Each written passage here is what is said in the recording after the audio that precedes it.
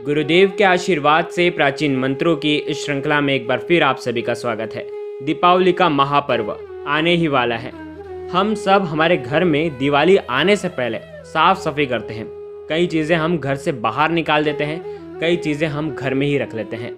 साथ ही साथ दिवाली की सफाई हो जाने के बाद हमें कुछ ऐसे उपाय करने चाहिए जो बेहद ज़रूरी है, जो घर में नकारात्मक शक्तियों को आने से रोकती हैं। तो आपको साफ सफाई हो जाने के बाद आपको ये शास्त्रीय उपाय ज़रूर करने चाहिए, ताकि आपके घर में वापस से कोई ऐसी शक्ति, नकारात्मक शक्ति प्रवेश न करें। और साथ ही साथ कुछ उपाय करके ही आप इन्हें रोक सकते हैं। आज के इस वीडियो में हम आपको बताने वाले हैं, हर घर में साफ सफाई करते हैं, बहुत अच्छी बात है, लेकिन साफ सफाई हो जाने के बाद आपको क्या करना चाहिए। कार्तिक मास की कृष्ण पक्ष की अमावस्या तिथि पर हर साल दिवाली का महापर्व मनाया जाता है। हर घर में माता रानी की साधना की जाती है, उनके नाम से दीप प्रज्वलित की जाते हैं, उनकी आराधना की जाती है। इस दिन बुद्धि के दाता भगवान श्री गणेश, धन की देवी माँ लक्ष्मी की पूजा की जाती है, ताकि उनका आशीर्वाद आपके परिवार पर बना रहे, हम पर बना रहे, जिससे घर में सुख शांति और समृद्धि बनी रहती है। धार्मिक मान्यता है कि दिवाली के दिन माता लक्ष्मी घर घर जाती है और अपने भक्तों पर असीम कृपा बरसाती है।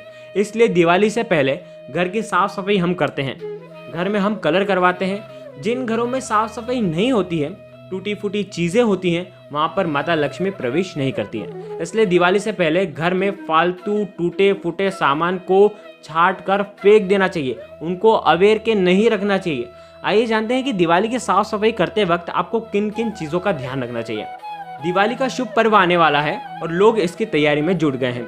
दिवाली से पहले लोग अपने घर में अच्छे से सफाई करते हैं, दरवाजे दीवारें सबको पोंछते हैं, सबको साफ करते हैं। लेकिन क्या आपको मालूम है कि दिवाली की सफाई में घर के कुछ ऐसी चीज़ें आपको निकालना बेहद ज़रूरी है जो अशुभता का प्रतीक रहती हैं, जिससे माता लक्ष्मी का वास आपके घर में नहीं होता है, हमेशा धन की कमी रहती है। तो इन चीज़ों को आपको दूर करनी है। देखिए, पहली चीज़ ये है कि आपके घर में जो भी नल है, अगर उसमें से पानी बह रहा है, निरंतर टिप टिप टिप टिप पानी बह रहा है, तो आप उसको तुरंत ठीक करवा लें।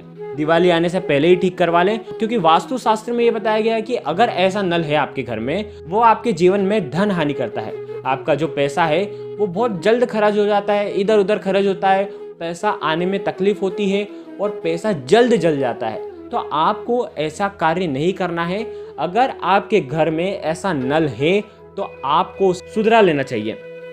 कई लोगों के घर में टूटी हुई घड़ी रहती है, वास्तु के अनुसार अशुभ बताया गया है। घड़ी को सुख और प्रगति का प्रतीक माना जाता है। अगर आपके घर में टूटी फूटी बंद घड़ी होगी तो उसे आपको दिवाली पे हटा देना चाहिए। कई लोग होते हैं जो हाथ की घड़ी पहनते हैं, उनके पास 3-4 घड़ियाँ होती हैं, 1-2 बंद रहती हैं, वो बोलते हैं सुधराएंगे सुधराएंगे सुधराएंगे। अगर आपको सुधराना है तो वो आप दिवाली के पहले सुधरा कर रख दें, नहीं तो आप उन्हें फेंक दें। अगर ऐसी घड़ियाँ आपको घर में नहीं रखनी चाहिए। कांच भी टूटा है तो भी उसे सुधराएं, बेल्ट भी टूटा है तो भी उसे आपको सुधराना चाहिए। अगर आपके पास ऐसा पर्स है जो बिल्कुल खंडित सा हो गया है, जो बिल्कुल उसके चितरे चितरे उड़ गए हैं, तो आपको नया पर्स ले लेना चाहिए। ध्यान रखें, आपको ऐसा दारिद्रता वाला पर्स नहीं रखना है, तो इससे माता लक्ष्मी आपके पास नहीं आती है। तो आप आपका पर्स जरूर चेंज कर लीजिएगा। अगर आपको लगता है कि ये पर्स मेरे लिए लकी है या ऐसा कुछ है, तो आपको क्या करना चाहिए, वो जो पुराना पर्स है उसमें कुछ पैसे आपको रख करके आपके घर में ही रख देना चाहिए। आपको नया पर्स ले लेना चाहिए और उसका इस्तेमाल आपको शुरू कर देना चाहिए। टूटा फर्नीचर, कई लोग होते हैं घर में टूटी कुर्सी रहती है, टूटी टेबल रहती है, उनका ही उपयोग करते रहते हैं। तो आपको ऐसा फर्नीचर नहीं रखना चाहिए, इसमें माता लक्ष्मी का वास आपके घर में नहीं होता है। फोकट की चीज़ें जो बुरा प्रभाव डालती है, जो माता लक्ष्मी को आने से रोकती है, ऐसी चीज़ों को हटा देना चाहिए। टूटे बर्तन, घर में कई लोग टूटे बर्तन ही रख लेते हैं। दिवाली आने से पहले आपको ये सब टूटे फूटे जो बर्तन हैं निकाल करके बाहर कर देना चाहिए, क्योंकि ये अशुभता का प्रतीक मानी जाती है। टूटी मूर्तियाँ, घर में भगवान की टूटियाँ मूर्तियाँ हैं या तस्वीरें हैं, तो ये बिल्कुल भी नहीं होना चाहिए। ऐसी मूर्तियाँ घर में दुर्भाग्य बढ़ाने का काम करती हैं। सफाई के बाद भगवान की नई मूर्ति घर में आप मंदिर में प्रवेश कर सकते हैं, ऐसा करना बहुत ही शुभ होता है। टूटी फूटी जो मूर्तियाँ हैं वो आप कहीं पर खमा दें, कहीं पर जल पे आप विसर्जित कर दें।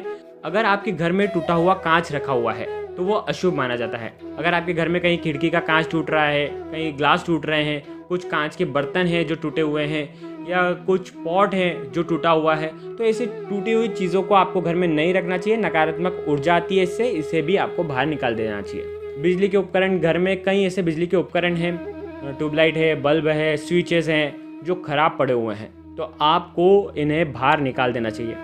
जूते चप्पल, अगर आपके घर में टूटे फूटे जूते चप्पल हैं जो दिवाली की सफाई के दौरान आपने निकाले हुए हैं, तो और ध्यान रखें ऐसे जूते चप्पल भी आप फेंक दें जो आप पहनते ही नहीं हैं। आपने सोचा कि यार मैं पहनूंगा, इसे पहनूंगा और पहन के ख़त्म करूंगा, आप हर साल ऐसा करते हैं, तो उस चीज़ को, उस जूते चप्पल को आपको बाहर निकाल देना चाहिए, या तो अगर वो अच्छे हैं तो किसी ज़रूरतमंद व्यक्ति को आपको दे देना चाहिए। इससे आपका दुर्भाग्य दूर होता है।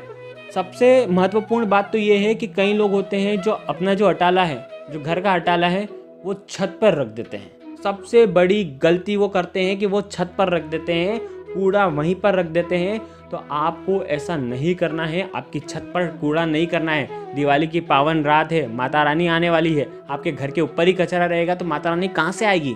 साथ ही साथ आपके पास अगर पुराने कपड़े हो तो जो आप पहनते नहीं हैं, जो आप सोचते रहते कि भाई मैं पहनूंगा, लेकिन आप वो पहनते नहीं हैं, किसी ज़रूरतमंद व्यक्ति को वो कपड़े दे दें ताकि उसकी भी दिवाली बन जाए। अगर आपके पास ऐसे कपड़े हों तो आपको ज़रूर भेंट कर देना चाहिए। ऐसे कपड़े आपको घर में नहीं रखना चाहिए। अब साफ सफाई हो जाने के बाद आपको क्या करना है? सबसे पहले आपको गौमूत्र वाला, ध्यान रखें, गौमूत्र आपको पोछे में डाल करके, पोछे के पानी में डाल करके आपको पूरे घर में गौमूत्र का पोछा लगवाना है।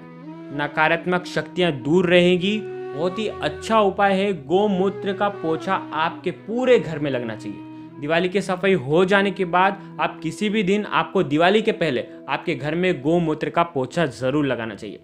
साथ ही साथ आप एक और चीज़ कर सकते हैं, एक तांबे के लोटे में आपको जल भरना है और उसके अंदर 1 चुटकी हल्दी मिला देनी है, या 2 चुटकी हल्दी मिला दें ताकि थोड़ा सा वो जो पानी है वो पीले रंग का हो जाए। ठीक है, अब आपको क्या करना है, अशोक के 5 पत्ते लेकर के आना है और अशोक के 5 पत्ते आपको उस जल के अंदर डुबोकना है और पूरे घर में उसका छिड़काव करना है। हो सके तो गुरुवार के दिन ये करते हैं ना तो सबसे उत्कृष्ट होता है, नहीं तो आप किसी भी दिन कर सकते हैं। भगवान विष्णु का मन ही मन में ओम नमो भगवते वासुदेवाय का जाप करते हुए आपको घर के हर एक क्षेत्र में ये छिड़कना है। आपको सबसे पहले मुख्य द्वार पर छिड़कना है और फिर मुख्य द्वार से आपके पूरे घर में आपको छिड़काव करना है। ऐसा करने से घर में नकारात्मक शक्तियों का वास नहीं होगा। दिवाली के पहले ही आपका घर पवित्र हो जाएगा और माता लक्ष्मी आपके घर में स्थायी रूप से निवास करेगी। साफ सफाई हो जाने के बाद अब आपको क्या करना है कि घर के ईशान कोण में पूरब की तरफ आपको स्वास्तिक बनाना चाहिए। हल्दी का स्वास्तिक आपको दीवार पर बनाना चाहिए, कोने पर आप बना दें, वहाँ पर आप स्वास्तिक बनाएंगे या अष्टदल कमल भी बना सकते हैं। वो जो स्वास्तिक है, अष्टदल कमल है, वो माता लक्ष्मी को खींचने का काम करता है, एक तरीके से मैग्नेट का काम करता है। तो माता लक्ष्मी आपके घर में स्थायी रूप से निवास करती है। ये सब चीज़ें आपको सफाई हो जाने के बाद ही कर देनी है या दिवाली के पहले आपको करनी ही है। सफाई हो जाने के बाद आप आपके घर में कपूर का पोछा भी लगवा सकते हैं। जो पोछे का जो पानी है उसके अंदर आपको थोड़ा सा कपूर डलवा देना है और पूरे घर में उसका पोछा लगवा देना है। इससे भी नकारात्मक शक्ति आपके घर में प्रवेश नहीं करती है। तो आपको इन चीज़ों का ध्यान रखना चाहिए और आपके घर में आप साफ सफाई हो जाने के बाद आपको या तो गौमूत्र का पोछा लगवाना चाहिए, कपूर का पोछा लगवाना चाहिए, साथ ही साथ आपको स्वास्तिक बनवाना चाहिए आपके ईशान कोण में, और आपको अशोक के पत्ते से जल छिड़कवाना चाहिए हल्दी वाला। तो आपको ये 4 चीज़ें आपको ध्यान रखनी चाहिए। कुछ भी करवाएं इसमें से। स्वास्तिक तो आप बना सकते हैं, बहुत ही आसान है। पोछा लगवा रहे हैं तो पोछे का जो पानी है वो आप घर के बाहर फिकवाएं, ध्यान रखिएगा। आप गौमूत्र वाला पानी आप बाथरूम में न फिकवाएं, ये विशेषकर आपको ध्यान रखना है। गुरुदेव के आशीर्वाद से प्राचीन मंत्र, यंत्र और उपाय आपको प्रभावना के रूप में दिए जा रहे हैं।